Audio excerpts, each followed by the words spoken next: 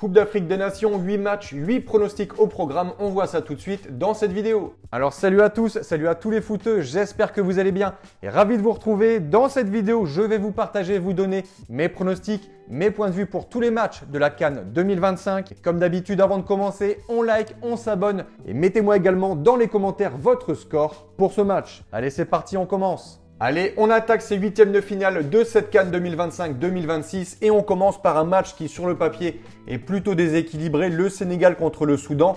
Deux nations qui ont vécu des phases de poule de façon totalement opposée. Le Sénégal très solide, très sérieux, premier du groupe D, victoire contre le Bénin 3-0, victoire contre le Botswana 3-0 également.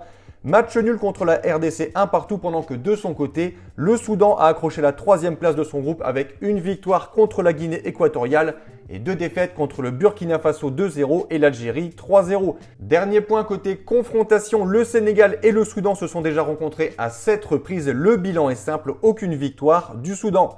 Vous l'aurez compris, le Sénégal est largement favori pour ce match. Je ne vois pas de potentielle surprise pour ce match. Victoire des Sénégalais, je dirais 2-0.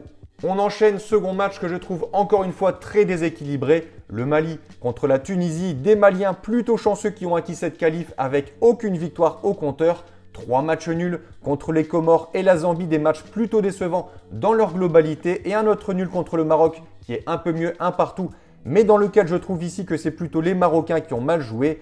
Et en face, la Tunisie, je suis un peu déçu de cette équipe. Ils accrochent tout de même la deuxième place, mais je m'attendais à mieux des Tunisiens, clairement. Le nul contre la Tanzanie, est très moyen. La défaite contre le Nigeria, ils ont commencé à jouer uniquement en fin de match.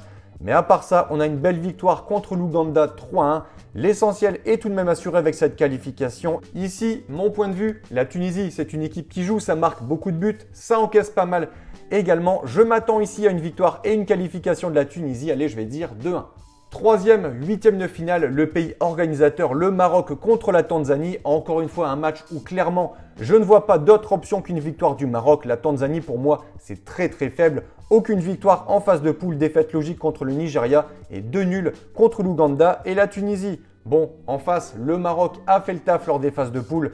2 victoires, 1 nul tranquillement. À la maison, ils vont, je pense, assurer cette qualif plutôt facilement. Pour le moment, les Marocains ne sont pas trop embêtés sur le tirage.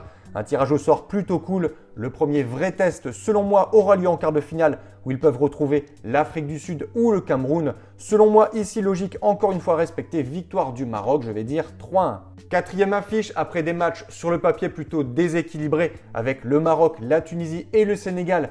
On a ici un match plutôt serré, l'Afrique du Sud contre le Cameroun.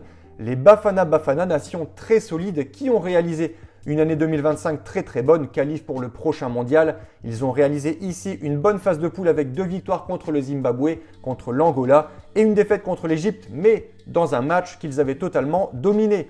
En face, le Cameroun, c'est solide, ça tient la route, ça fait le taf. Succès contre le Gabon 1-0, contre le Mozambique et match nul contre la Côte d'Ivoire, un partout.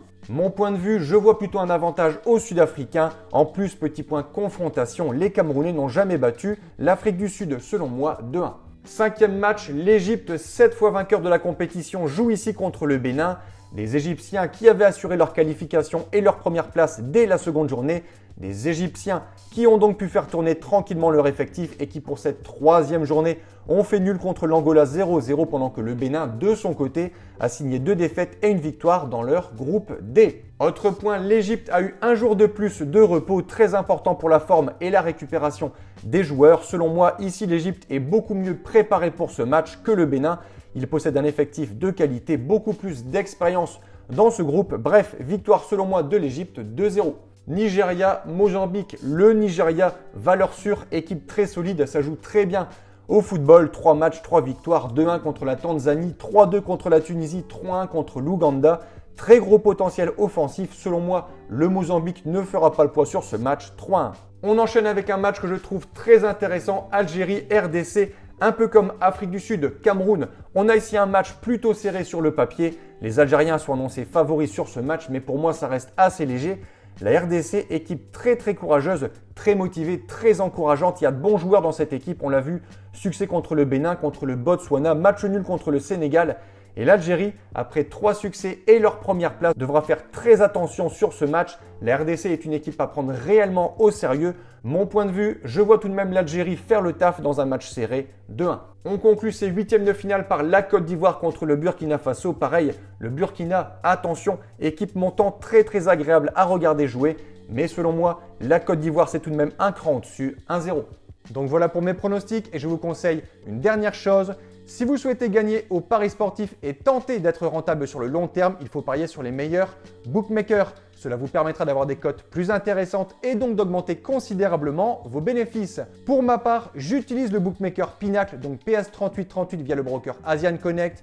Et dans cette vidéo, je vous explique étape par étape comment parier sur ce bookmaker. Comme d'habitude, vous avez le lien en description. Sur ce, merci d'avoir regardé. C'était Thomas. Bon match, bon pronostic, bonne CAN 2025. À bientôt. Ciao, ciao.